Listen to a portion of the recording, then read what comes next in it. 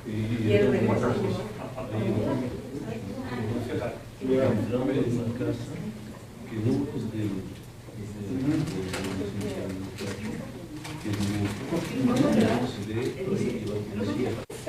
so we have enough time for a presentation and questions today. Good afternoon, my name is Sarah Ripp. I'm the Outreach Coordinator and Undergrad Advisor for the Latin American, Caribbean, and Iberian Studies program. Just wanted to welcome you all today and make a couple of quick announcements. You may have noticed when you came in there's coffee and hot water for tea and some snacks, which you're welcome to partake in. And then back here in the corner of this table, we have a sign-in sheet. If you're not already on our listserv, we'd love to add you to our listserv. We send out a weekly event calendar sort of newsletter with all of our upcoming events, and we would love to add you to that. There's also some information about our program, as well as a list of the remaining lunchtime lectures we have for the rest of the semester. So thanks again for coming. I'm going to turn it over to Florencia Malone, who's going to introduce our speaker today.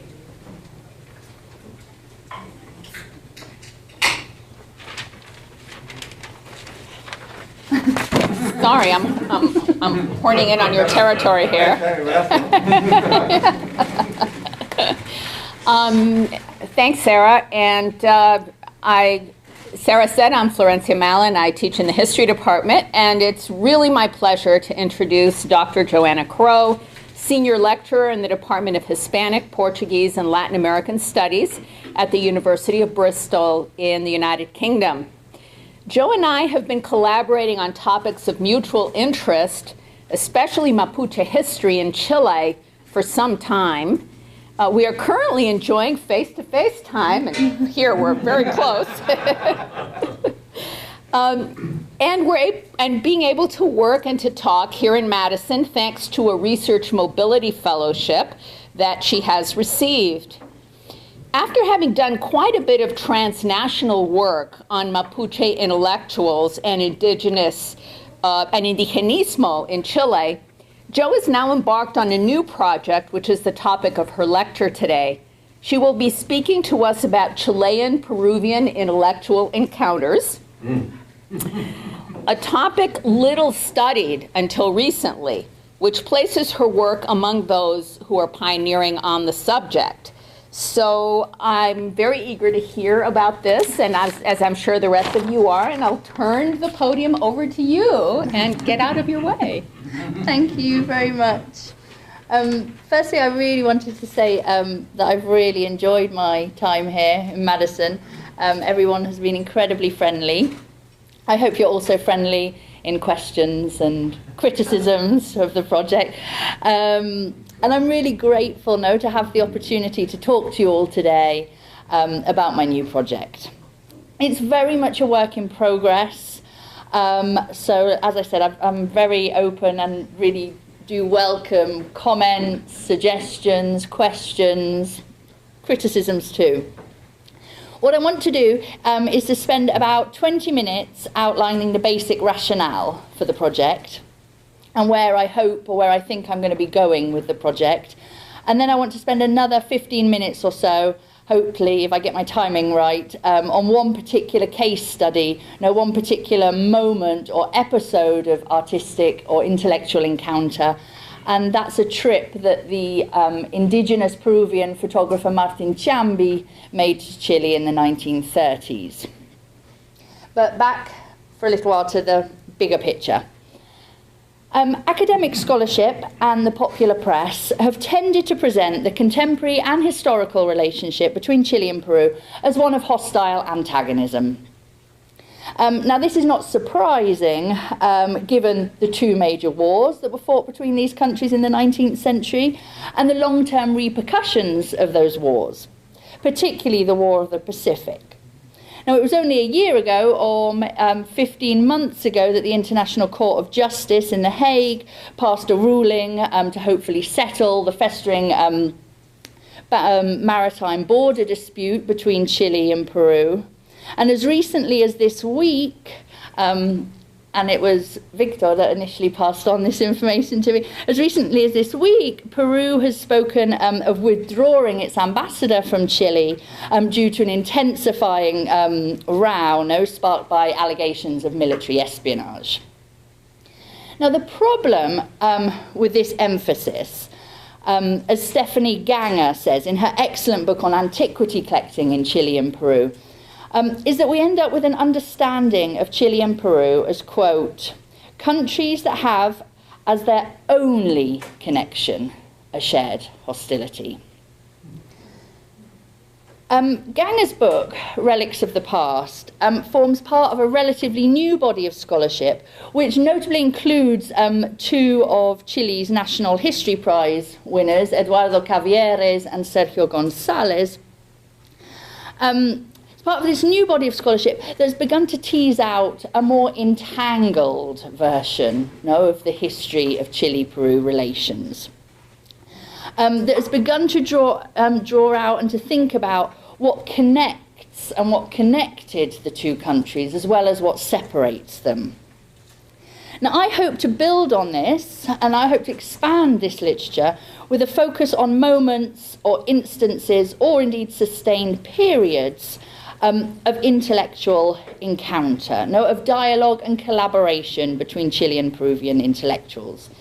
I concentrate on the first half of the 20th century, and especially the 1920s, the 1930s and 1940s, because I'm particularly interested in Chilean and Peruvian intellectual conversations about race and about indigenous peoples. And it is at this point that we can talk, if you like, of the auge, or the peak, of the ideology and the intellectual and political movement known as indigenismo. So that's by way of kind of explaining my periodization.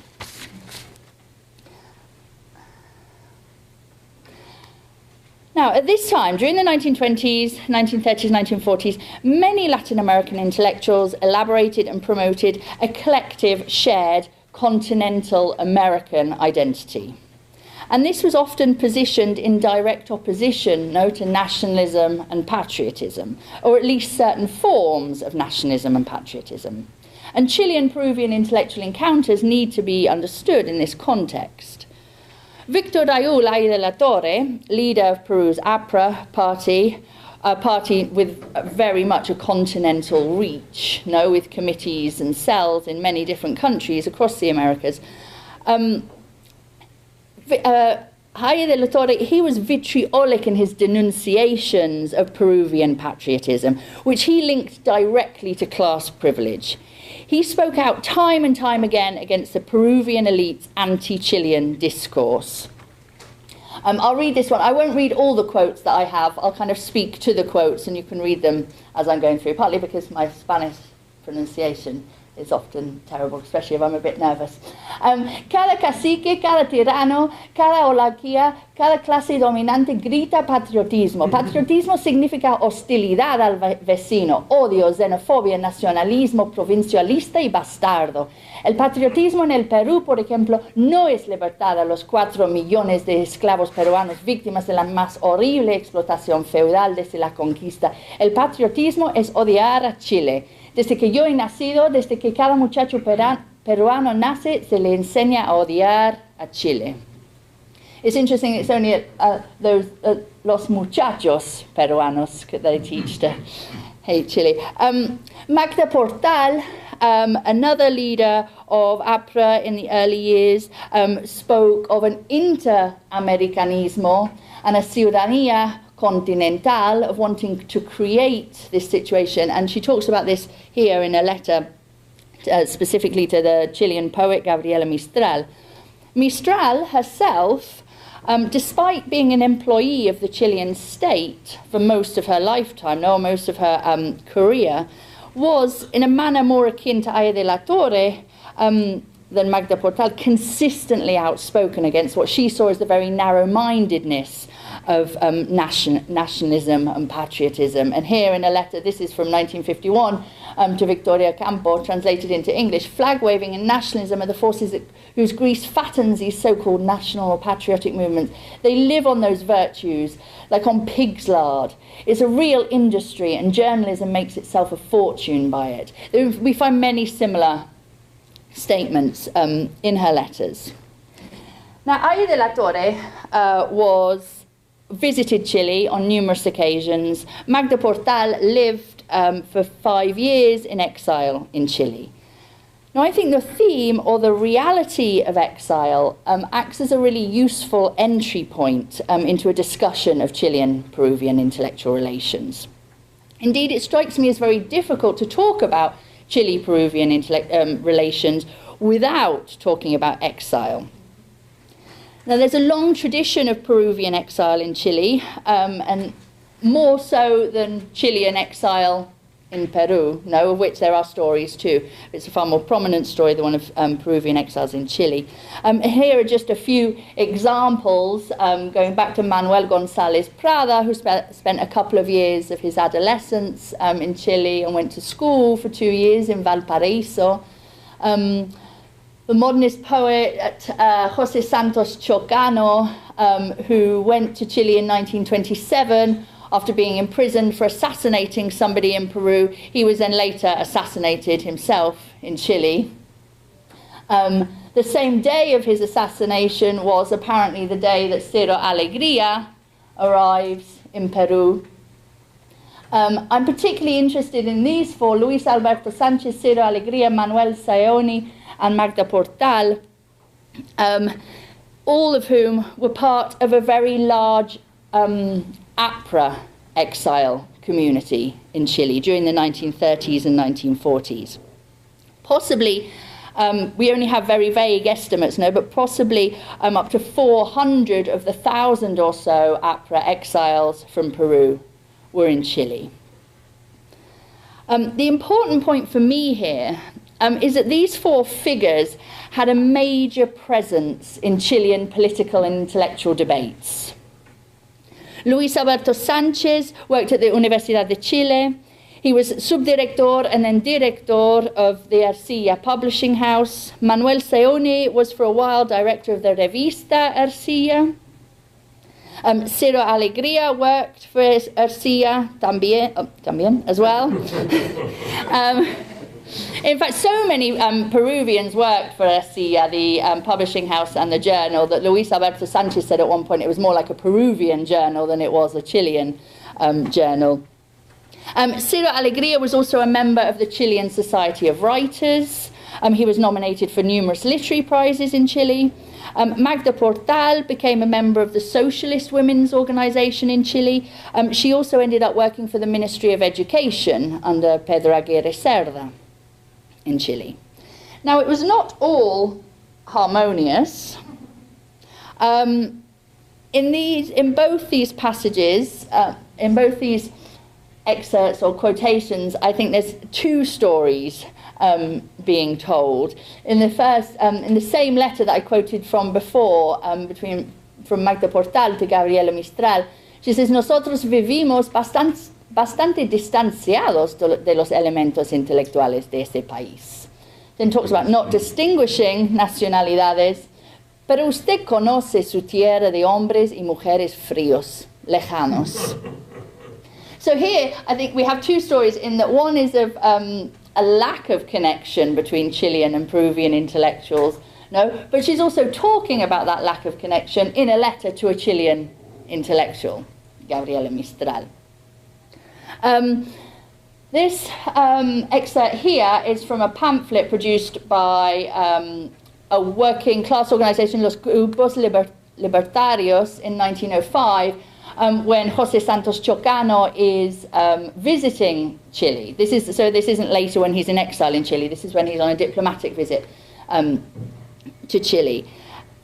And what this pamphlet does is talk about the abusive treatment that José Santos Chocano has received from the Chilean media and the way in which the Chilean media have treated him so badly. But at the same time, it's a Chilean organization that's denouncing that abusive treatment of him. So again, those the two stories, encounter and, I'm not sure, disencounter, lack of connection. Now, this particular pamphlet, in defense of the so-called socialist poet, José Santos Chocano, finished with the words, "Los trabajadores chilenos se honran de tener como huésped a un avanzado representante de los hijos de Atahualpa." Now, I think we could do a lot with this language, an advanced representative of the children of Atahualpa and everything that's going on there. What I'm interested in is that how it serves my purposes is it brings us on to Chilean discussions about indigenous Peru. Now, as I've been reading through Aya de la Torre's writings and his letters, I've noted how important conversations with Gabriela Mistral seem to be, retrospectively especially, to his conception or his ideas about Indo-America and what Indo-America meant. He writes on a number of occasions of having talked about these things with her, and he seems to really want to stress that they agreed on what Indo-America was all about. Although I'd actually say there's some major differences between Mistral and Aya de la Torre on Indo-America. Another conversation about a shared indigenous identity is that between Ciro Alegria and Gabriela Mistral, as we see in letters between them and as we see in Alegria's published memories of Mistral shortly after her death in 1957. In the first, in a letter of 1948 to Gabriela Mistral, when they're both, Gabriela Mistral and Ciro Alegria, both living in the United States at this point, he talks about him and Gabriela both being paisanos de los Andes. Now, there's a shared Andean identity there. In the second passage, he's remembering meeting Gabriela for the first time in Chile in 1937. Gabriela me hizo muchas preguntas acerca de los indios peruanos. Simpatizaba con los mismos y el imperio tahuantinsuyo. Ella decía tener sangre quechua y estaba a la vista. Recordaba que su región de nacimiento, which is the Vairielqui, perteneció al imperio de los incas. Conversando de asuntos indios, estuvimos hasta que nos sentamos a la mesa. Era la nuestra una amistad surgida de la América ancestral.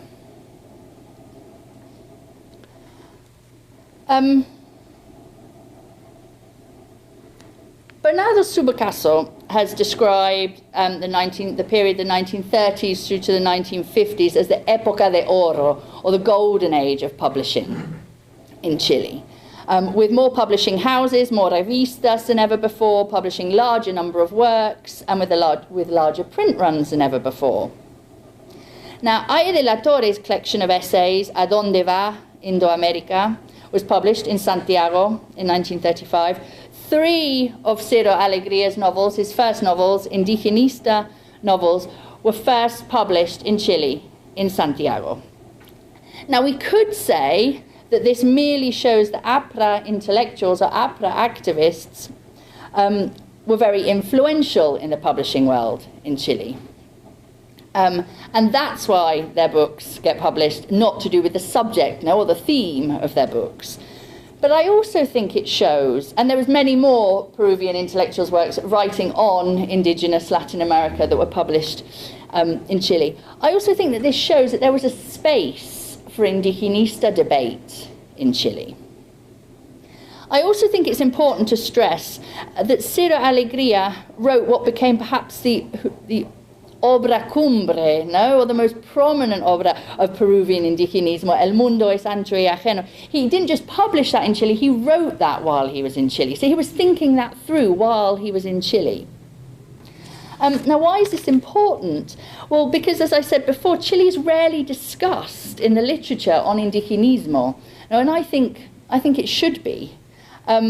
It's certainly true that Chile did not have an indigenista movement or anything similar to the indigenista movement of Peru or Mexico. But I would argue that people were talking about indigenous cultures and indigenous rights. In many cases, it was Peruvians in Chile talking about indigenous cultures and indigenous rights, but in dialogue with Chileans. And it was Chilean publishing houses that disseminated their ideas. Now, what the experience of the Aprista exile community in Chile shows us is there existed multiple sites that brought together Chileans and Peruvians. What we see, I think, is the construction, and partly a construction by Chileans, received.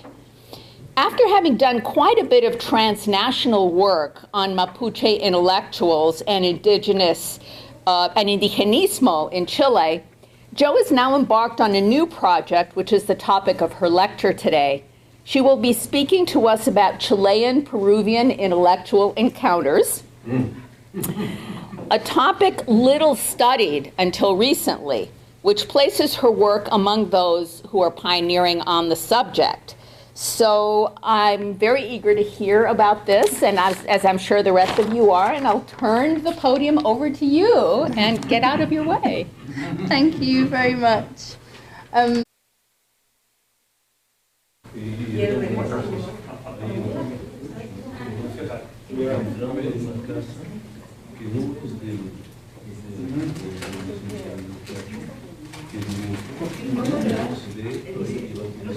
Started. So we have enough time for our presentation and questions today.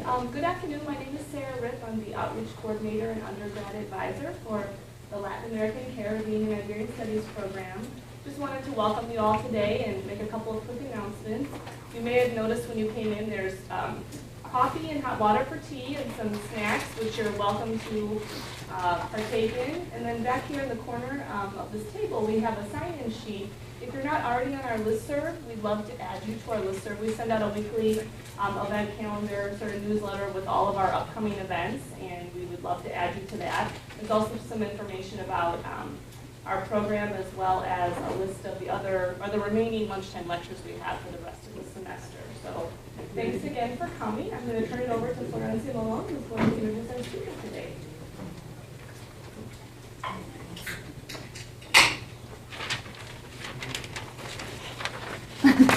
Sorry, I'm horning in on your territory here.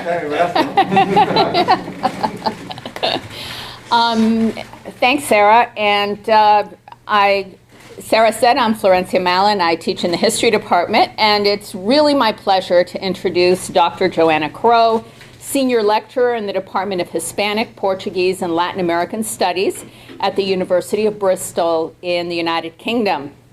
Jo and I have been collaborating on topics of mutual interest, especially Mapuche history in Chile, for some time. We are currently enjoying face-to-face time, and here we're very close. And being able to work and to talk here in Madison, thanks to a research mobility fellowship that she has. Firstly, I really wanted to say that I've really enjoyed my time here in Madison. Everyone has been incredibly friendly. I hope you're also friendly in questions and criticisms of the project. And I'm really grateful now to have the opportunity to talk to you all today about my new project. It's very much a work in progress. So as I said, I'm very open and really do welcome comments, suggestions, questions, criticisms too. What I want to do is to spend about 20 minutes outlining the basic rationale for the project.